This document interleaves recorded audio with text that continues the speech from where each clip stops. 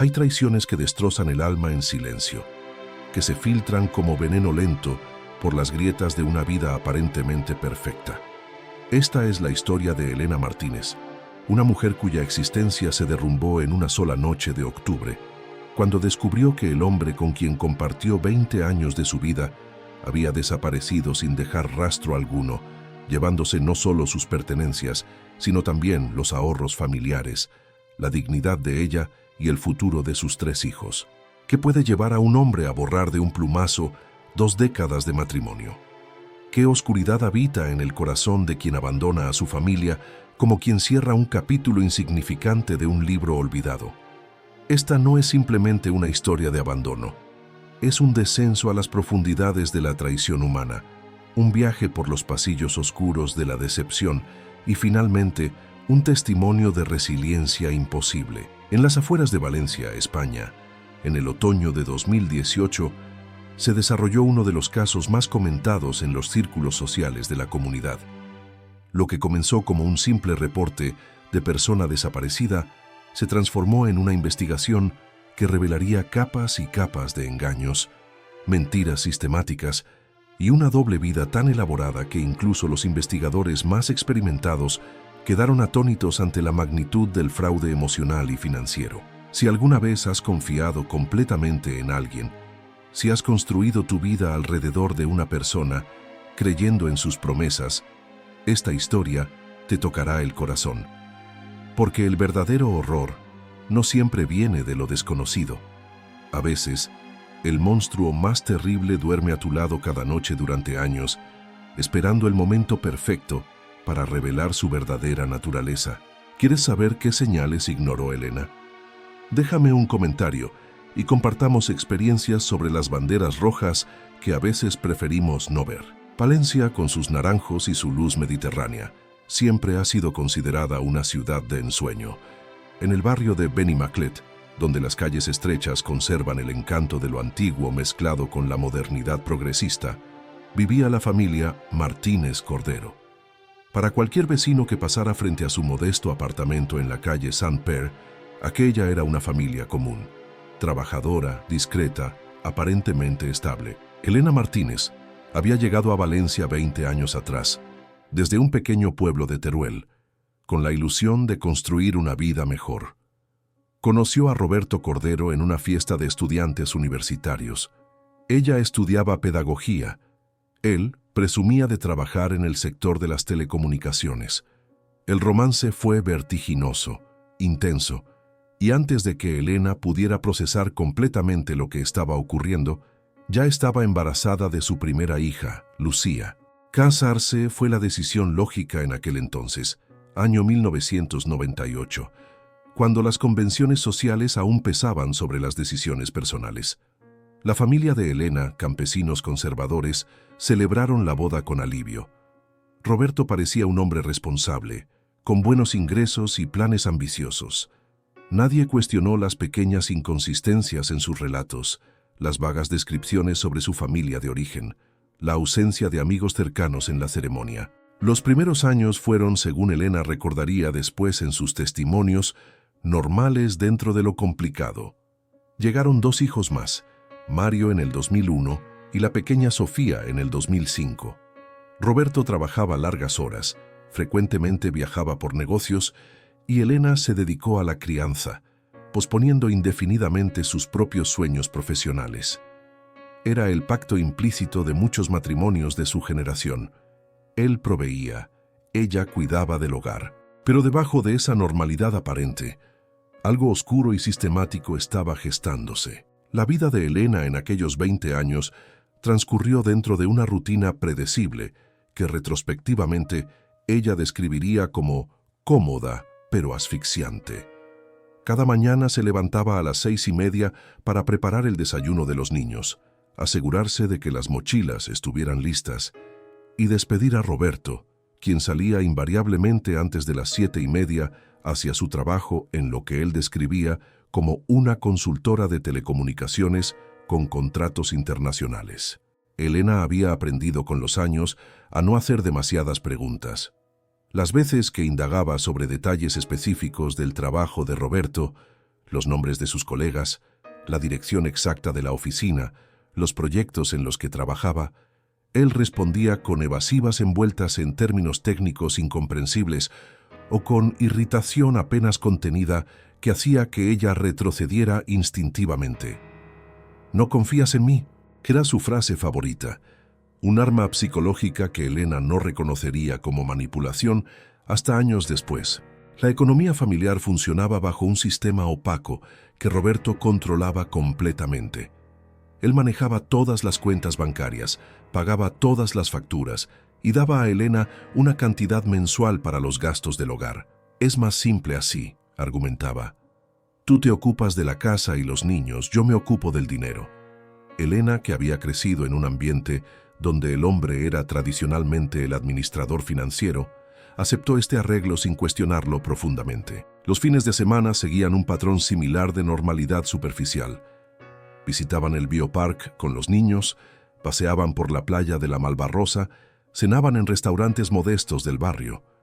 Roberto era afectuoso en público, un padre presente que jugaba al fútbol con Mario en el parque, que llevaba a Lucía a sus clases de danza, que cargaba a Sofía sobre sus hombros. Los vecinos los consideraban una familia ejemplar. Carmen, la vecina del quinto piso, recordaría después: «Siempre pensé que Elena era afortunada. Roberto parecía tan atento, tan dedicado. Mi propio marido nunca ayudaba tanto con los niños». Esta percepción externa de perfección era, sin saberlo, parte de la construcción cuidadosa que Roberto había edificado durante 2 décadas. Pero Elena sentía algo, una incomodidad indefinida que no podía articular ni siquiera para sí misma. Había momentos, cuando Roberto miraba su teléfono con una expresión que ella no podía descifrar, cuando desaparecía durante horas con excusas vagas sobre reuniones de emergencia, cuando ella descubría recibos de restaurantes caros en ciudades donde él supuestamente no había estado, en que una alarma silenciosa sonaba en su interior. «Estoy paranoica», se decía a sí misma. «El matrimonio es así, no puede ser perfecto todo el tiempo». Compartía estas dudas ocasionalmente con su hermana Marta, quien vivía todavía en Teruel, durante sus llamadas telefónicas semanales. Marta le recordaba que todos los hombres tenían sus secretos, que lo importante era que Roberto cumplía con sus responsabilidades, que Elena tenía un techo, comida en la mesa y que los niños estaban bien. Esta validación externa de su situación, combinada con el miedo subyacente a lo desconocido, ¿qué haría ella sola con 3 hijos y sin ingresos propios?, mantenía a Elena en un estado de negación funcional. Había construido su identidad completa alrededor de ser la esposa de Roberto y la madre de Lucía, Mario y Sofía. ¿Quién sería sin esas etiquetas? En el verano de 2018, Lucía cumplió 20 años y comenzó a hacer preguntas incómodas. «Mamá, ¿por qué nunca hemos visitado a la familia de papá? ¿Por qué no tengo abuelos paternos, tíos, primos de ese lado?» Elena no tenía respuestas satisfactorias. Roberto siempre había sido vago sobre sus orígenes: familia pequeña, padres fallecidos cuando él era joven, sin hermanos. Las piezas nunca encajaron completamente, pero Elena había dejado de intentar armar ese rompecabezas hace años.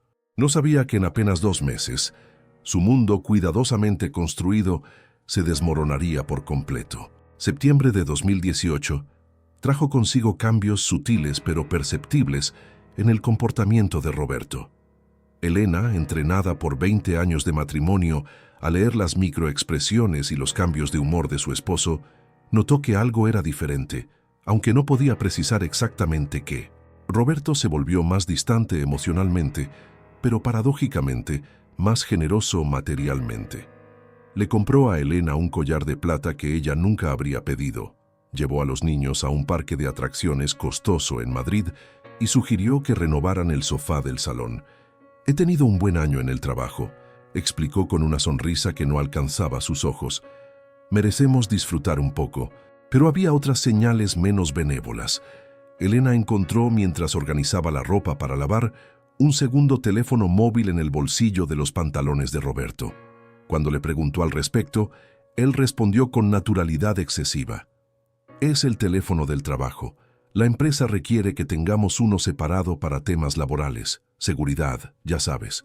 La explicación era plausible, pero algo en la rapidez de la respuesta, en la manera en que Roberto recuperó el dispositivo y lo guardó inmediatamente, hizo que Elena sintiera un escalofrío. Las ausencias nocturnas se volvieron más frecuentes. Reunión con clientes japoneses, tenemos que adaptarnos a su zona horaria. O, problema técnico urgente en Barcelona, tengo que ir personalmente. Roberto salía a las 9 de la noche y regresaba a las 3 de la madrugada, oliendo a alcohol y perfume que Elena no reconocía. Cuando ella mencionaba el perfume, él se reía. Los vestíbulos de los hoteles, amor, están saturados de esos ambientadores caros. Pilar, la mejor amiga de Elena desde sus días universitarios, visitó Valencia en esa época y notó los cambios. Durante un café en una terraza de la plaza del ayuntamiento, le dijo directamente: «Elena, necesitas abrir los ojos, algo no está bien». Pero Elena se defendió, como había aprendido a hacer durante años. «Pilar, no todos los matrimonios son como el tuyo. Roberto es reservado por naturaleza. Eso no significa que esté ocultando algo grave». Lo que Elena no sabía era que Pilar tenía razones específicas para preocuparse. Había visto a Roberto 3 días antes en un restaurante del barrio de Ruzafa, cenando íntimamente con una mujer rubia que definitivamente no era Elena. Pilar había dudado en mencionarlo, pero finalmente decidió insinuar sutilmente sus preocupaciones sin revelar lo que había visto, temiendo destruir la frágil estabilidad de su amiga. En aquellas semanas, otros vecinos del edificio también comenzaron a notar anomalías.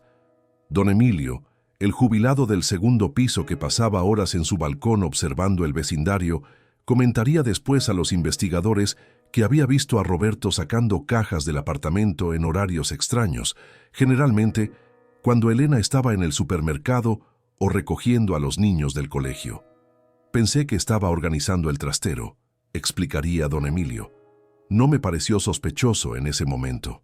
La adolescente del tercero, Sara, que trabajaba como repartidora de comida para ganar dinero extra, recordaría haber entregado paquetes para Roberto en una dirección completamente diferente en el barrio de Campanar. Era un apartamento pequeño, en un edificio moderno.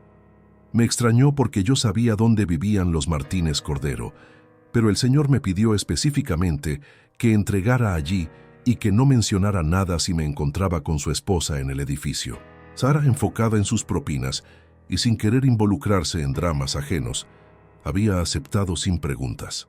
Todas estas piezas, el segundo teléfono, las ausencias nocturnas, el comportamiento evasivo, las cajas desaparecidas, la dirección alternativa, formaban un mosaico que nadie había ensamblado todavía.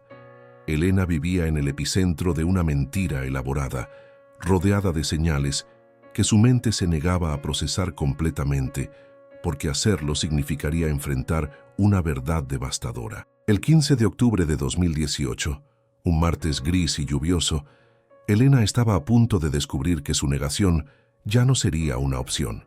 Aquel martes comenzó como cualquier otro día. Elena preparó el desayuno, despidió a los niños y a Roberto, y se dedicó a las tareas domésticas rutinarias. Tenía planeado visitar a su madre, que había viajado desde Teruel para pasar unos días en Valencia, pero su madre llamó a media mañana con un resfriado fuerte, pidiéndole que pospusiera la visita para no contagiar a los niños. Este cambio de planes aparentemente insignificante alteró toda la secuencia de eventos. Elena decidió aprovechar la tarde libre para organizar el armario de la habitación, una tarea que había estado posponiendo durante meses. Mientras reorganizaba las cajas del estante superior, encontró una caja de zapatos que no reconocía, empujada hasta el fondo, oculta detrás de mantas de invierno. Dentro había documentos, muchos documentos, extractos bancarios de cuentas que Elena desconocía por completo, a nombre de Roberto, mostrando transacciones de decenas de miles de euros. Había fotografías de Roberto con una mujer rubia, la misma que Pilar había visto, en contextos inequívocamente románticos, abrazados en una playa, brindando en una cena a la luz de las velas, besándose frente a lo que parecía ser el apartamento de Campanar donde Sara había entregado paquetes. Pero lo más devastador estaba al fondo de la caja. Un contrato de alquiler de un apartamento en el barrio de Campanar, firmado hace 3 años, a nombre de Roberto Cordero y Natalia Ramos. Facturas de servicios de ese domicilio. Y en el centro de todo, como una bomba nuclear de papel, los documentos de una cuenta de ahorros conjunta con un saldo de solo 342 euros, cuando debería haber contenido los ahorros familiares de más de 30 años de trabajo de ambos. Aproximadamente 65.000 euros que Elena sabía que existían porque había visto los extractos años atrás. Elena sintió que el piso se movía bajo sus pies. Se sentó en el suelo del dormitorio, rodeada de evidencia de una traición tan sistemática y prolongada que su mente no podía procesarla completamente. ¿3 años? Roberto había estado viviendo una doble vida durante al menos 3 años, quizás más. ¿Cuánto de su matrimonio había sido real? ¿Cuánto había sido mentira desde el principio? Llamó a Roberto inmediatamente con manos temblorosas. El teléfono sonó y sonó, finalmente yendo al buzón de voz. Lo intentó 10, 20, 30 veces. Nada. Llamó a su supuesta oficina, un número que él le había dado años atrás, solo para descubrir que estaba desconectado. Buscó en Google el nombre de la consultora donde supuestamente trabajaba. No existía ningún registro de esa empresa. La realidad se derrumbó como un castillo de naipes. Elena llamó a Pilar, quien llegó en menos de 1 hora, dejando su trabajo en Castellón para estar con su amiga. Juntas revisaron cada documento, cada fotografía, cada fragmento de evidencia. Pilar finalmente confesó lo que había visto en el restaurante. Quise decírtelo, Elena, pero temía equivocarme, temía destruirte con una sospecha. A las 7 de la tarde, cuando los niños regresaron a casa, Elena tuvo que fingir normalidad mientras su mundo interno se desintegraba. Les dio de cenar mecánicamente, revisó sus tareas escolares con la mente en otro lugar, los acostó con besos automáticos. Lucía, con su sensibilidad de 20 años, preguntó: «Mamá, ¿estás bien? ¿Dónde está papá?» Elena mintió. «Reunión tardía, cariño. Todo está bien». Pero todo no estaba bien. A las 11 de la noche, con Pilar todavía a su lado, Elena intentó acceder a las cuentas bancarias online. Las contraseñas habían sido cambiadas. Todas. Llamó al banco a primera hora del día siguiente, solo para descubrir que Roberto había estado vaciando sistemáticamente las cuentas durante las últimas semanas, transfiriendo fondos a cuentas que Elena no podía rastrear. A las 2 de la madrugada del miércoles 17 de octubre, Elena aceptó la verdad que ya no podía negar. Roberto no volvería a casa. La había abandonado, llevándose todo lo que podía, dejándola con 3 hijos, sin ahorros y con un alquiler del apartamento que vencía en 2 semanas. El abandono no había ocurrido esa noche. Había estado ocurriendo lentamente, sistemáticamente durante años. El miércoles por la mañana, Elena acudió a la comisaría de la Policía Nacional en Valencia para presentar una denuncia formal. El agente que la atendió, un hombre de mediana edad llamado Inspector García, había visto casos similares antes, pero incluso él se sorprendió por la magnitud del engaño cuando Elena desplegó todos los documentos sobre su escritorio. «Señora Martínez», dijo García con una mezcla de profesionalismo y compasión, «esto es más común de lo que imagina, pero la escala de su caso es significativa. Vamos a necesitar investigar a fondo». Comenzó el proceso de rastrear a Roberto Cordero, y lo que descubrió en las siguientes 48 horas dejó a todos atónitos. Roberto Cordero no era exactamente quien decía ser. Su identidad era real, pero su historia era una fabricación cuidadosa. Nunca había trabajado para ninguna consultora de telecomunicaciones. Durante los últimos 15 años, había trabajado como comercial de seguros, con ingresos modestos e irregulares, muy por debajo de lo que había hecho creer a Elena.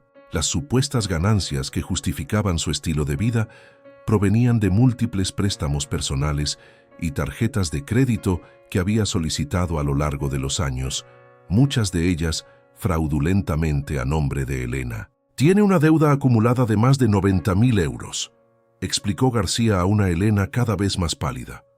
«Ha estado haciendo un elaborado esquema Ponzi personal, usando nuevos préstamos para pagar los anteriores. Y ahora ha huido antes de que el castillo de naipes colapsara completamente». La investigación reveló que Natalia Ramos, la mujer rubia de las fotografías, era una contadora de 32 años que conoció a Roberto en un curso de formación empresarial hace 4 años. Natalia creía que Roberto estaba divorciado, con 2 hijos de un matrimonio previo que visitaba ocasionalmente.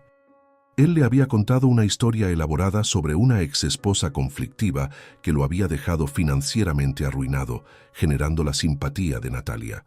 Yo no sabía nada, sollozaría Natalia después durante su testimonio. Me mintió tan convincentemente. Pagábamos el alquiler del apartamento juntos, compartíamos gastos, pensaba que estábamos construyendo un futuro. Natalia también había sido víctima, aunque de una manera diferente. Roberto le había pedido préstamos significativos a lo largo de su relación, supuestamente para resolver problemas legales con su exesposa. Natalia había entregado casi 20.000 euros que nunca vio devueltos, pero la madriguera de conejo era aún más profunda. Los investigadores descubrieron que Natalia no era la única otra mujer. Había al menos 2 relaciones adicionales. Una mujer en Barcelona llamada Cristina, con quien Roberto había mantenido una relación intermitente durante 7 años, y otra en Madrid, llamada Verónica, que también creía que Roberto estaba divorciado y trabajando en el extranjero con frecuencia. Era un embaucador profesional, explicó el inspector García. Este tipo de individuos tienen una capacidad extraordinaria para compartimentar sus vidas, para mantener narrativas completamente separadas con diferentes personas. Son mentirosos patológicos con habilidades manipuladoras altamente desarrolladas. Elena, sentada en su apartamento, rodeada por su hermana Marta, que había viajado inmediatamente desde Teruel, y Pilar intentaba procesar esta información. 20 años, repetía una y otra vez. 20 años de mi vida. ¿Cuánto fue real? ¿Me amó alguna vez? ¿O todo, absolutamente todo, fue mentira? Lucía, Mario y Sofía estaban devastados. Lucía, la mayor, oscilaba entre la ira y el dolor. ¿Cómo pudo hacernos esto?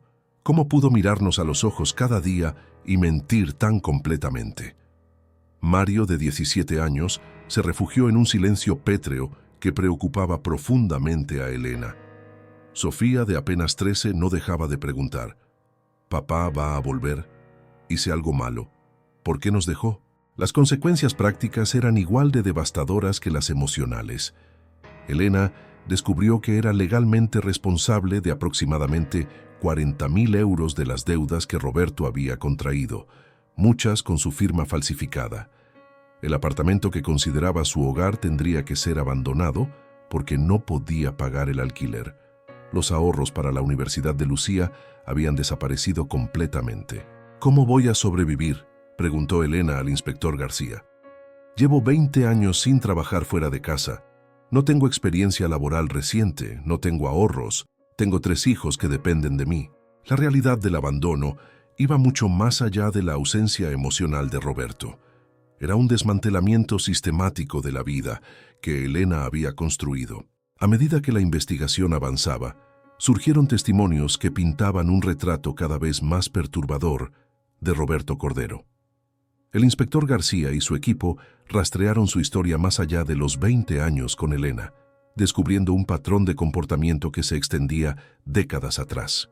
En un pequeño pueblo de Albacete llamado La Roda, los investigadores encontraron a Mercedes Ruiz, una mujer de 58 años que había estado casada con Roberto durante 5 años en los años 90, antes de que él conociera a Elena. Me abandonó exactamente de la misma manera, testificó Mercedes, con una mezcla de validación y dolor renovado al saber que no había sido la única. Un día simplemente no volvió a casa, desapareció con nuestros ahorros, me dejó con deudas, y pasaron 2 años antes de que finalmente pudiera localizarlo para iniciar el divorcio. Mercedes describió el mismo patrón: las mentiras sobre su trabajo, las ausencias inexplicables, la manipulación financiera y finalmente el abandono repentino. Pensé que había algo malo en mí, confesó. Pasé años culpándome, pensando que si hubiera sido mejor esposa, más atractiva, más complaciente, él no me habría dejado. Ahora veo que yo nunca fui el problema. Él es así. Es lo que es. Los investigadores también localizaron a Javier Montes, quien había sido compañero de habitación de Roberto durante su breve paso por la universidad en Valencia a finales de los 80. Siempre fue un mentiroso, recordó Javier. Mentía sobre cosas grandes y pequeñas. Decía que su padre era diplomático cuando en realidad había sido mecánico en un taller. Inventaba historias sobre viajes que nunca había hecho, novias que no existían. Al principio pensábamos que era solo un fanfarrón inseguro, pero después comenzó a robarnos dinero a los compañeros de piso. Pequeñas cantidades al principio, luego cantidades mayores. Cuando lo confrontamos, lo negó tan convincentemente que casi nos hizo dudar de nuestra propia cordura.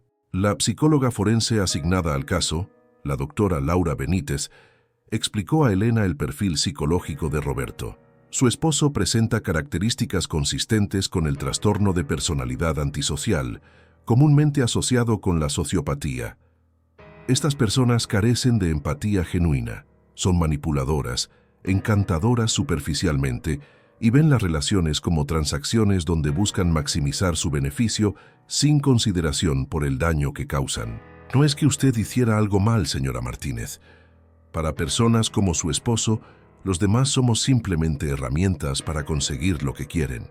Esta información, aunque intelectualmente comprensible, era emocionalmente devastadora para Elena. Significaba que los momentos que ella atesoraba, el nacimiento de sus hijos, las vacaciones familiares, las noches abrazados en el sofá, probablemente no habían significado para Roberto lo que significaban para ella. Había sido, en esencia, una actriz involuntaria en una obra que solo Roberto conocía completamente. Carmen, la vecina que siempre había envidiado el aparente matrimonio perfecto de Elena, vino a visitarla con una cacerola de sopa y lágrimas en los ojos. «Me siento terrible», admitió. «¿Cuántas veces te envidié? ¿Cuántas veces deseé que mi Paco fuera más como Roberto? Y ahora, mi Paco no es perfecto, pero es honesto, es real. Tarda 3 días en arreglar cualquier cosa en casa, olvida nuestro aniversario cada 2 años, pero nunca me mentiría así. Nunca nos abandonaría. Perdóname por no haber visto que estabas sufriendo». Don Emilio, el vecino jubilado, compartió con los investigadores todas sus observaciones retrospectivamente sospechosas. «Vi a ese hombre sacar cajas durante semanas. Vi cómo metía maletas en su coche en mitad de la noche. Pero uno no quiere ser entrometido, ¿sabe? Ahora me arrepiento de no haber dicho nada a Elena». Sara, la joven repartidora, proporcionó la dirección exacta del apartamento de Campanar y recordó haber visto a Roberto allí con Natalia en múltiples ocasiones. «Parecían una pareja normal», dijo. «Nunca imaginé que él tenía otra familia en otro lugar». Cada testimonio era otra pieza del rompecabezas, otro ladrillo en la construcción de una verdad que Elena ahora no podía negar. Había estado casada durante 20 años con un extraño, un depredador emocional que veía a las personas como recursos a explotar y descartar. A pesar de los mejores esfuerzos de la Policía Nacional, el rastro de Roberto Cordero se enfrió rápidamente. Los últimos movimientos bancarios rastreables mostraban retiros de efectivo de varios cajeros automáticos a lo largo de la costa mediterránea, dirigiéndose hacia el sur, finalmente terminando en Algeciras, el puerto que conecta España con el norte de África. «Es probable que haya cruzado a Marruecos», explicó el inspector García. «Desde allí el rastro se vuelve exponencialmente más difícil de seguir. Podría estar literalmente en cualquier lugar, sin tratados de extradición robustos para este tipo de casos y sin cargos criminales lo suficientemente graves para justificar una búsqueda internacional intensiva. Nuestras manos están atadas». La frustración de Elena era palpable. Entonces se sale con la suya. ¿Simplemente desaparece después de destruir vidas durante décadas y no hay consecuencias? García suspiró. Había visto esta escena demasiadas veces. El sistema legal no siempre proporciona la justicia que merecemos, especialmente en casos de fraude civil y abandono familiar. Podemos emitir una orden de arresto, ponerlo en listas de vigilancia, pero si él es inteligente y se mantiene fuera de España, puede evadir consecuencias legales indefinidamente. Mientras tanto, Elena enfrentaba la realidad práctica de reconstruir su vida desde cero. Con la ayuda de un abogado proporcionado por una organización de ayuda a víctimas de violencia económica, comenzó el proceso de divorciarse en ausencia de Roberto. Declarar sus propias deudas como fraudulentas, un proceso largo y complicado, y solicitar asistencia social del gobierno. La trabajadora social asignada a su caso, Marta Vidal, le ayudó a registrarse para ayudas por madre soltera, subsidio de desempleo y programas de reinserción laboral. «Usted no está sola en esto», aseguró Marta. «Hay más mujeres en su situación de lo que imagina. El sistema está lejos de ser perfecto, pero hay recursos disponibles». Elena tuvo que abandonar el apartamento de Benimaclet, que había sido su hogar durante 15 años. Se mudó con sus 3 hijos a un piso más pequeño y económico en el barrio de Malilla, subvencionado por programas sociales. La mudanza fue desgarradora. Cada caja empaquetada era un recordatorio de la vida que había perdido, de los sueños que se habían revelado como ilusiones. Lucía tuvo que posponer sus planes universitarios para trabajar tiempo completo en una tienda de ropa, contribuyendo a los ingresos familiares. «No es justo», lloraba Elena. «Ella no debería sacrificar su futuro por los pecados de su padre». Pero Lucía, mostrando una madurez forzada por las circunstancias, abrazaba a su madre. «Mamá, somos un equipo. Vamos a salir adelante juntos. Puedo estudiar más tarde. Ahora nos tienes a nosotros y te tenemos a ti». Mario canalizó su rabia en terapia psicológica, proporcionada gratuitamente por una ONG que trabajaba con familias en crisis. Su terapeuta reportó que el joven oscilaba entre fantasías de venganza contra su padre y un dolor profundo por el rechazo implícito en el abandono. «¿Por qué no fuimos suficientes?», preguntaba repetidamente. «¿Qué pudimos haber hecho diferente para que él se quedara?». Sofía, la más pequeña, mostraba síntomas de ansiedad y depresión, teniendo dificultades en la escuela y pesadillas frecuentes donde su padre desaparecía una y otra vez. La consejera escolar trabajaba cercanamente con ella, pero el daño psicológico del abandono era evidente. En noviembre de 2018, un mes después de la desaparición, llegó una carta al apartamento de Elena. No tenía remitente, pero el matasellos era de Tánger, Marruecos. Dentro había una breve nota escrita a mano. «Elena, sé que no puedes entenderlo ahora. Tal vez nunca puedas. No soy quien pensabas, nunca lo fui.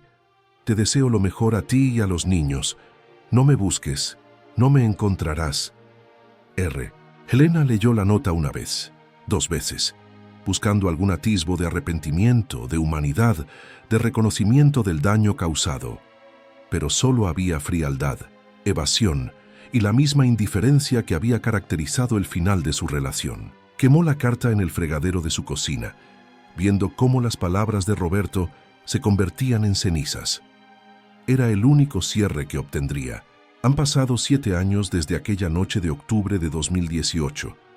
Elena Martínez tiene ahora 52 años y su vida es irreconocible comparada con lo que era antes del abandono. Trabaja como administrativa en una escuela primaria, un empleo modesto pero estable que consiguió después de completar cursos de actualización profesional. No es la vida que imaginó, pero es una vida auténtica, construida sobre verdad en lugar de ilusiones. Lucía finalmente pudo retomar sus estudios universitarios, graduándose en trabajo social el año pasado. «Quiero ayudar a otras mujeres como mi madre», explica. «Quiero que sepan que la supervivencia es posible, que el abandono no es el final». Mario estudia mecánica automotriz y ha encontrado paz en el trabajo con sus manos, transformando su rabia en productividad. Sofía, ahora de 20 años, está en terapia todavía, procesando el trauma de su infancia, pero avanza lentamente hacia la sanación. Roberto Cordero nunca fue encontrado. La orden de arresto permanece activa, pero es poco probable que regrese a España. Rumores no confirmados lo ubican en Sudamérica, posiblemente Argentina, potencialmente repitiendo los mismos patrones con nuevas víctimas. El inspector García, ahora retirado, sigue el caso informalmente, un recordatorio amargo de la justicia que escapó. Elena participa ahora en grupos de apoyo para mujeres abandonadas, compartiendo su historia, ayudando a otras a navegar el laberinto legal y emocional que ella conoce tan bien. El abandono es una forma de violencia, dice en sus charlas. Es violencia económica, violencia psicológica, violencia contra tu sentido de realidad. Pero no te define. Sobrevives, te reconstruyes, descubres quién eres realmente cuando dejas de ser quien alguien más quería que fueras. Las señales siempre están ahí, nos recuerda esta historia. La negligencia emocional, las inconsistencias, la manipulación financiera, el aislamiento progresivo. Pero ver las señales requiere coraje, el coraje de cuestionar, de desafiar, de arriesgar la comodidad de una mentira por la dureza de la verdad. Elena no recuperó los años perdidos ni el dinero robado, pero recuperó algo más valioso, su agencia, su voz y su vida. Y eso, finalmente, es lo que significa sobrevivir. ¿Conoces a alguien que ha pasado por una situación similar? Comparte esta historia para crear conciencia. La información puede ser la diferencia entre permanecer en una mentira y reclamar tu verdad. Déjame tus reflexiones en los comentarios.